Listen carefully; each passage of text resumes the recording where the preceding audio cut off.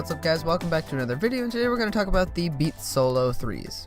So I think I mentioned in my MacBook Pro video that I got a set of headphones included through Apple's education promotion thing. You could choose from the Power Beats 3, the Beats X, or of course the Beats Solo 3s, and you can see which one I picked.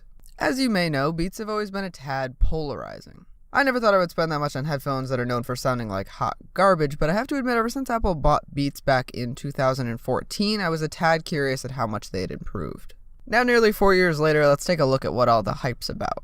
Let's talk Apple integration. As you might expect, they work really well with other Apple products. They include the new W1 chip that premiered with the AirPods. That, along with iCloud syncing, means not only do they pair really quickly, but once you paired them, they'll show up on all of your other Apple devices, which is really convenient. And for real though, this chip is as good as people say it is. It eliminates a lot of the headaches that go along with using Bluetooth headphones. And on the topic of eliminating Bluetooth frustrations, let's talk about my favorite part of these headphones. Constantly needing to charge your headphones is annoying, and it reminds you that you're making a compromise compared to if you would just plug your headphones in. Now Beats claims 40 hours of battery life, and I have to say I'm inclined to believe them. Obviously I haven't actually tested them, but I use them several times a day, and it's like weeks between charges. I've had them since September, and it's only a handful of times I've actually had to charge them. I can't begin to tell you how nice it is to go completely wireless while also forgetting that they do need charged occasionally. That being said, I'm still really confused as to why they charge with micro USB. It's not the end of the world, but I'd really love to see a lightning connector, especially since these are like meant to play nice with iOS devices. While we're talking about design, let's talk about the overall build.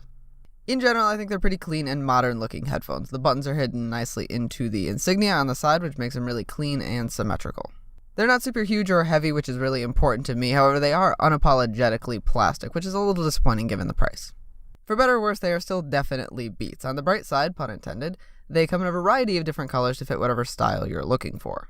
But on the other hand, there's still a bit of stigma that comes with the Beats brand. If it doesn't bother you, then more power to you, but I know for a lot of people that's a real turnoff. Last but certainly not least, let's discuss the audio quality. I always kind of assumed Beats had improved since Apple had gotten involved, but that doesn't really seem to be the case. They're very bass heavy and lack really any clarity at all. In fact, I prefer the sound out of the included Apple earpods that come with every iPhone. They just sound terrible, especially for a $200 price point, but really for any price point, they just don't sound good. But here's the weird part, I still really like them. Most of what I use them for is listening to YouTube videos, and for that you don't even notice the lack in clarity, and even just some background music to drown out the surroundings, it's fine. If I want to sit down and listen to music, I'm going to pick my M50Xs every time, but otherwise these things are kind of the total package. They're light, portable, wireless, and basically never need charged.